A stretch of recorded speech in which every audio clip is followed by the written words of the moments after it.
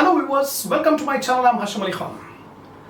So presently I am giving the lectures on the subject Income Tax 1 for the assessment year 2020-21. So for this assessment year, what are the provisions of Income Tax Act and how to compute the tax and incomes under different heads I am going to explain. So far I have already prepared some 3-4 videos earlier on this topic of introduction of this Income Tax Act 1961.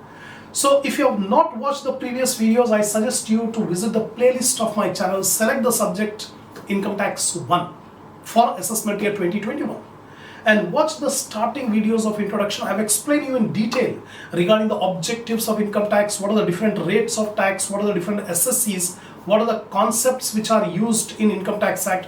All these things I have explained. So the coming videos where I am going to solve the problems on calculating the income tax, finding out the total income, all these things will depend on the provisions which I am explaining right now in this introductory part. So if you have joined in the middle, you cannot be able to understand. So if you want the complete command on this subject, I suggest you to watch from the first part and watch the video in continuous rhythm. Don't join in between and don't skip in between. You cannot be able to understand. Watch the complete videos of introduction, then only you can be able to solve the problems on Income Tax Act. So last video I have started the topic residential status. Last video, some 5 to 10 minutes, I have explained you the residential status. Now I am continuing the topic of residential status in this video. Now I am starting the theory of this residential status again. The income earned by a person during the current previous year is taxable in the assessment year. Our current previous year is 2019-20. So previous year 1920, assessment year 2021. So whatever income earned during 1920 is taxed in 2021. That is the normal rule, general rule. Now, how to compute, what is the scope of total income? Which income should be included, which income should not be included? Depends on residential status of the person. So from residential status point of view, we can broadly say resident and non-resident. If a person is resident, we can say any income, global income. Wherever he has earned the income, he has to pay the tax in India if his status is resident. If he is a non-resident, he has to pay the tax only on Indian income. Foreign income, he need not pay the tax if he is a non-resident. That's a broad rule. That's a crude idea. But in depth, we'll go now we'll study the detailed provisions regarding how to determine the residential status. Income Tax Act has given elaborate provisions regarding the determination of residential status. So income tax, the scope depends on the residential status. So in this topic, I'm going to explain you in detail how to determine the residential status. Remember, income tax is not dependent on the citizenship. The citizenship is decided by the Constitution of India, but residential status is determined by the provisions of Income Tax Act 1961. So it is not necessary that only Indians have to pay the tax, foreigners are exempted. It's not like that. Many a times Indians may not pay the tax, foreigners have to pay the tax. So it depends on residential status, depends on the movement of the person between India and foreign country. Now, for determining the residential status, every previous year we have to calculate. It is not necessary that once we have determined the residential status, the same status will be continued every year. No, it may change. So every year we have to find out the residential status. For determining the residential status of person, all the persons are classified into 5 categories. Individuals, Hindu undivided families, joint stock companies, partnership firms, and every other person. So Income Tax Act has given the provisions how to determine the residential status for these persons. Now we'll start one by one. First of all, we start the provisions regarding individuals. How to determine the residential status of individuals. From a residential point of view, the individuals may be a ordinary resident, not ordinary resident, or non-resident. So any individual may be any one of the three types. He may be ordinarily resident, he may be not ordinarily resident, or he may be a non-resident. So how to find out the person? He is an ordinary resident or not ordinary or non-resident. A set of conditions are given by Income Tax Act. Two sets of conditions are given. Basic conditions and additional conditions. So two basic conditions are given and two additional conditions are given for determining the residential status of an individual. Right? So if an SSC satisfies any one or both the basic conditions, remember, concentrate now. If an individual satisfies any one or both the basic conditions, he will be called a resident. If an individual does not satisfy any of the basic condition, he will be called non-resident. So first of all, we have to determine whether he is a resident or non-resident. If he satisfies any one or both the basic conditions, he will be called resident. If he does not satisfy any of the basic condition, he will be called non-resident. First rule over. Second rule, if he is a resident, then we have to find out whether he is ordinary resident or not ordinary resident. For checking that, we are given additional conditions. Two additional conditions are given. So if a person is a resident and he satisfies both the additional conditions, he will be treated as ordinary resident person. That means he has satisfied the basic condition and he has satisfies both the additional conditions. He will be treated as an ordinary resident person. Suppose if he has satisfied the basic condition, he is a resident, but he cannot be able to satisfy both the additional condition. He satisfies only one additional condition or he satisfies none of the additional conditions. In that case, he will be called not ordinarily resident. He is resident, but he is not ordinary resident because he has not satisfied both additional conditions. That is the rule. Now, there is a special category of persons, individuals. This special category of individuals, only first basic condition will apply. Only first basic condition will apply. Second basic condition will not apply to this special category SSCs. Who are the special category SSCs? Three are given in the Income Tax Act. The first one, Indian citizens who are living for abroad on employment basis. Indian citizens who is living for abroad for employment basis, he is a special category. For him, only first basic condition will apply. That's all. Second basic condition will not apply. Secondly, an Indian citizen, an origin of India, who is working abroad, comes to India on visit during the current previous year, then only first basic condition will apply. This is the second. Third one, an Indian citizen who is a crew member in a ship or aeroplane. These persons are called special category persons. So three, an Indian citizen who is living for abroad on employment basis, first category. Second, an Indian citizen who is working abroad but came on visit during the current previous year. Third one, Indian citizen who is working as a crew in a ship or aeroplane. These three are called special category persons. On them, only first basic condition will apply. The second basic condition will not apply. Now I am going to explain you the detail regarding. Up to this point I have explained you in the previous video. From now onwards, I am continuing the topic. Now I am going to explain you what are the two basic conditions and what are the two additional conditions. Basic conditions. The first basic condition says he is in India for a minimum period of 182 days in the relevant previous year. The current relevant previous year is 1920. So during the year 1920, the SSC must stay in India for a minimum period of 182 days. 182 days, not less than 182 days. If he is 182 days or more, if he stays in India, then he satisfies the first condition. तो पहला condition ये बोल रहा है कि during the previous year 182 days India में रहना कम से कम, not less than 182 days. 182 days or more he must stay in India. First basic. Second basic condition. अगर पहला basic condition satisfy नहीं हो रहा तो we can check the second basic condition.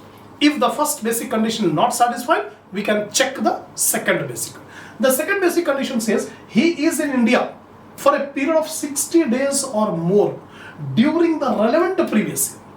He must stay in India during the previous year for 60 days or more during the current previous year and 365 days or more during 4 years preceding the current previous year. This is a combined provision. That means during the current previous year he should stay minimum of 60 days, not less than 60 days, and along with that 365 days or more during 4 years preceding the current previous year. Current previous year 1920. So before 1920, go back in 4 years. Immediately preceding 4 years. In that immediately preceding 4 years, he must stay for 365 days. So during the current previous year 60 days and 4 years preceding the previous year 365 days. अगर ये दोनों भी condition satisfy हो गए तो he is satisfying the second basic condition. So if an SSC satisfies the first condition or the second condition, he will be called resident. He will be called resident. What is the first condition? He must stay in India for 182 days or more during the current previous year. Minimum 182. So he may be 182 or more. So pehla condition satisfied. If the first condition is not satisfied, then we have to check the second condition. The second condition says 60 days or more during the current previous year and 365 days or more during 4 years preceding the current previous year. Then he will be called resident. These are the two. Now, if a person cannot be able to satisfy first condition, second condition, he will be non-resident. No need to go for additional conditions. For example, if a person has stayed in India only for 30 days, during the whole previous year 1920, he stayed on the land of India only for 30 days. He is not satisfying the first condition. He is not satisfying the second condition. The person will be called non-resident. No need to check the additional condition. Additional conditions will be checked only if he is a resident. If he satisfies any one of the basic conditions. Now what are the additional conditions? He has been resident in India for 2 out of 10 previous years preceding the previous year. He must be a resident in India in 2 out of 10, at least 2 out of 10 previous years preceding the relevant previous year. Our relevant previous year is 1920. So 1920 से पहले 10 years. The 10 years preceding 1920, in those 10 years he must be a resident in at least 2 years. At least 2 years. If he is staying in India for 2, 3, 4, 5, 6, any number of years up to 10, he will be called resident. He is satisfying the additional condition, first condition. Second additional condition says he has been in India for a period of 730 days or more during 7 years preceding the current previous year. During the 7 years preceding the current previous year. Our current previous year is 1920. So before 1920 takes 7 years. In those 7 years he must stay in India for 730 days or more. And both the conditions must be satisfied, not one. Basic condition mein any one of the condition will do. Any one of the condition. But here additional conditions, both additional condition must be satisfied. So if a person satisfies any one of the basic condition, he will be a resident. If he satisfies both the additional condition, he will be called ordinary resident. Satisfying one basic condition and both additional condition, he will be called ordinary resident. satisfying the basic condition, resident, but not satisfying both. But not satisfying both the additional condition. He is satisfying one additional condition or he is not satisfying both the additional condition. He will be called not ordinary resident person. Not ordinary resident. That means he is not satisfying additional conditions. तो अगर एक basic condition भी satisfy हो गया और दोनों भी additional condition satisfy हो गए तो he will be called ordinarily resident person. अगर दोनों एडिशनल कंडीशन सेटिस्फाई नहीं हो रहा, एक नहीं हो रहा या दोनों भी नहीं हो रहे, तो वैसा आदमी को कहेंगे not ordinarily resident person. That's it. These are the provisions regarding individuals. Now conclusion. Finally conclusion. If an individual satisfies both the additional conditions, then he will be treated as resident and ordinary resident. If an individual satisfies both the additional conditions, he will be called resident and ordinary resident. If an individual satisfies any one of the two or none of the additional condition, then he will be treated as resident but not ordinary resident. ये additional में से एक additional satisfy कर रहा है या दोनों भी satisfy नहीं कर रहा, तो he will be called resident but not ordinary resident person. That's all. These are the provisions regarding determining the residential status of an individual. We will do few problems also in the coming videos. I will do solve some few problems on deciding on calculating the residential status of the person. Now the point will be more clear by doing the problem. Now residential status of HUF. I told you for deciding the residential status the persons are divided into 5. That is individual, HUF, the partnership firm, joint stock company and every other person. So far we have completed individual. Now I am coming to HUF.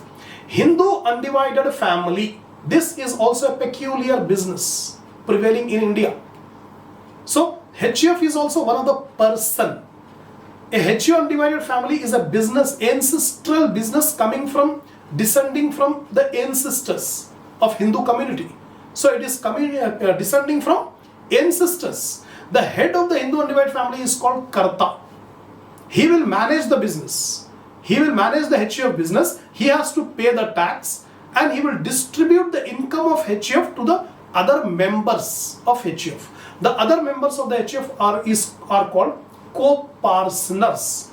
The co-partners will get the share of income from HUF. But the business will be conducted by the Karta, head. Sometimes the Karta is not in a position to manage the business, so he will entrust the responsibility to one of the head of the family called manager. So he will appoint manager and give him responsibility of conducting the business. In that case, the business is looked after by the manager. But normally, the HUF business is controlled by Karta. Just like individual. In individual, we have 3 types of persons. Ordinary resident, not ordinary resident and non-resident. Same is the case in case of HUF. The HUF may be ordinary resident or it may be not ordinary resident or it may be non-resident. Now how to decide that? Again, for determining the residential status of HUF, there are 2 sets of conditions, basic and additional, just like the individual. 2 sets of conditions. First is basic condition. Second is additional conditions. Basic condition. A HUF is said to be resident in India if control and management of its affairs is wholly or partly situated in India during the relevant previous year.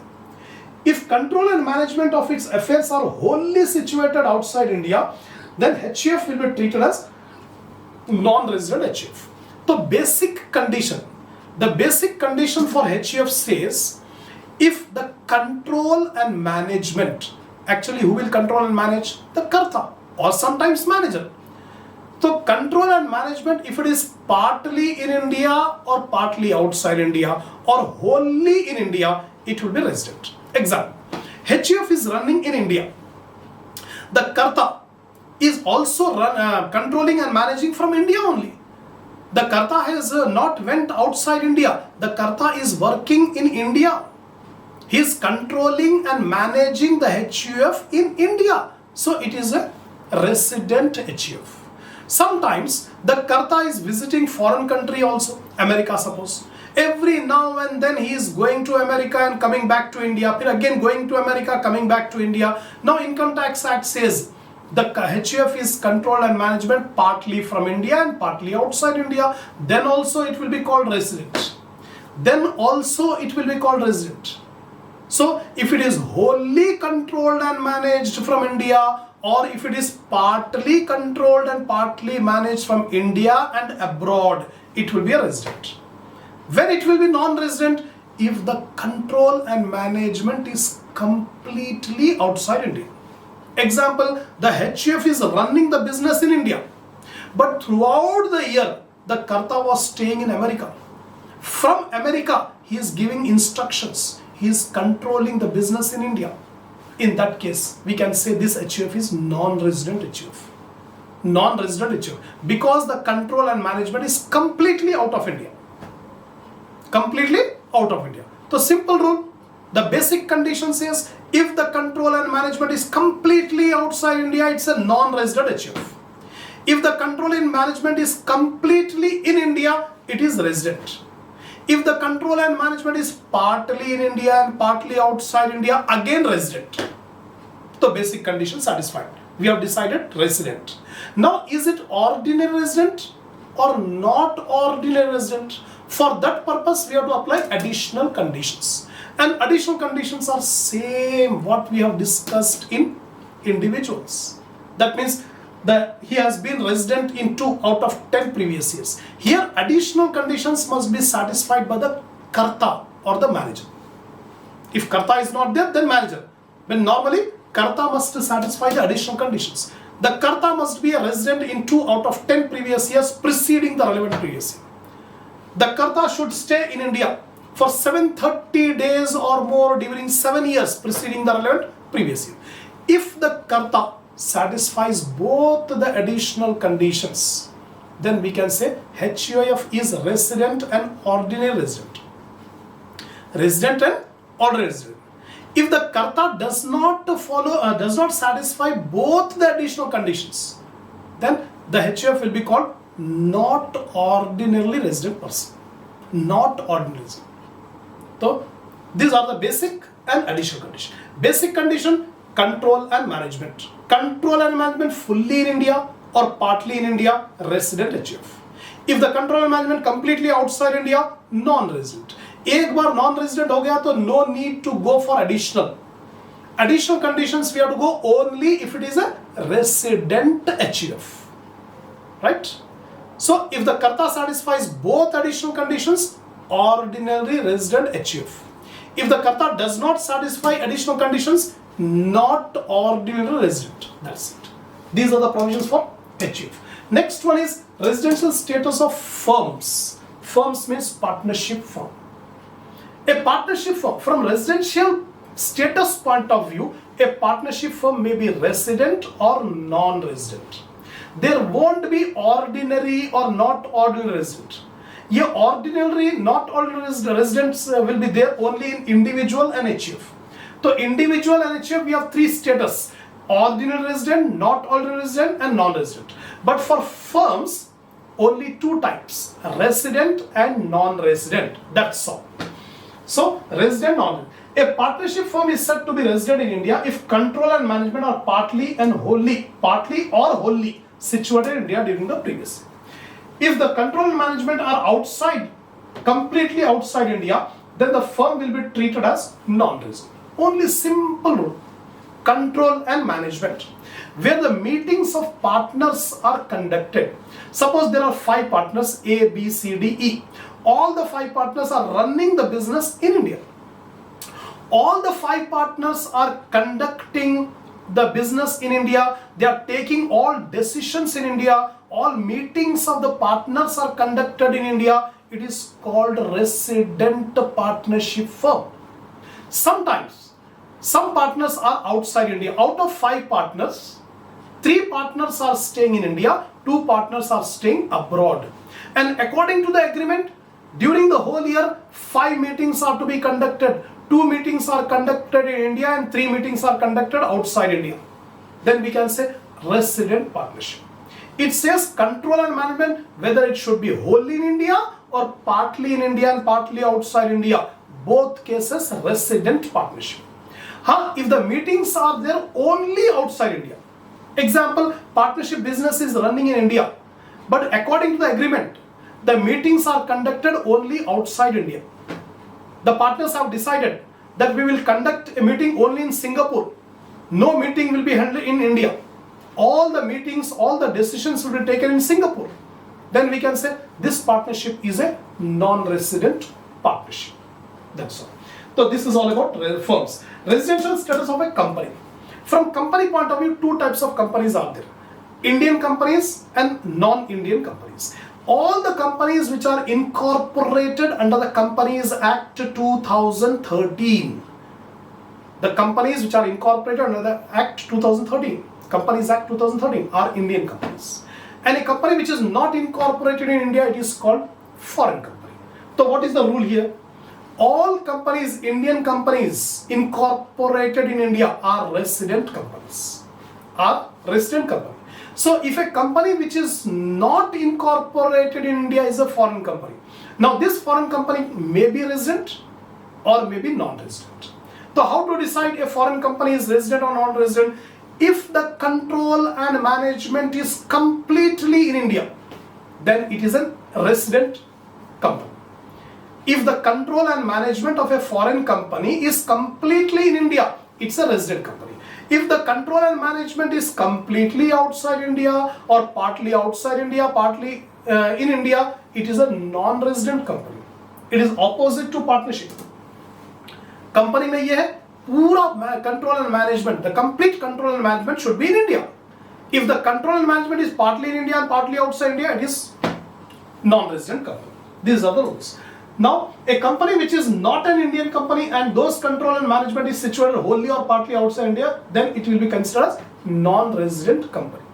Next one is residential status of association of persons. The association of persons are the cooperative societies, clubs, charitable institutions. In this case also the rule will be same, resident, non-resident. If the place of control and management is completely in India or partly in India, resident. If it is completely outside India, it's a non-resident. Then last one, residential status of every other person. Every other person means any person which does not fall in the first four categories. Any association, artificial juridical person. So in that case again, the control and management, if it is wholly in India and partly in India, partly outside India, resident. If the control and management is completely outside India, it's a non-resident. The rule is same for partnership firm, for association of persons and for every other person. For these three, the rules are same. For company, it is different. So this is all about residential status of individual, residential status of an SSC. The SSC may be any person like individual, HUF, firms, companies, etc. So I have explained you in detail regarding the provisions of residential status. So if you are satisfied with my lecture, give a like to the video, share it in your group, in your circle, and give your feedback, comments, and lastly, don't forget to subscribe. Now the last part of this introduction to Income Tax Act is incidence of tax. After completing this theory, I am going to start the problems. So the last part of this introduction of Income Tax Act is incidence of tax. The meaning of incidence of tax.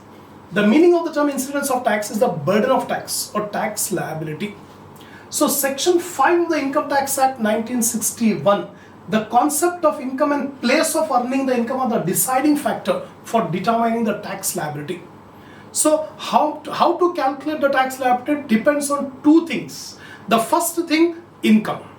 If there is income, there is tax. No income, no tax. So there should be clarity of the concept regarding income.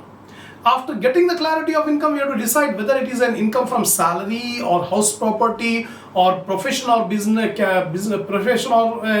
or profession or capital gain or other sources. So first we have to decide the income. Once if you have decided the income, then we have to decide where is the place of earning the income.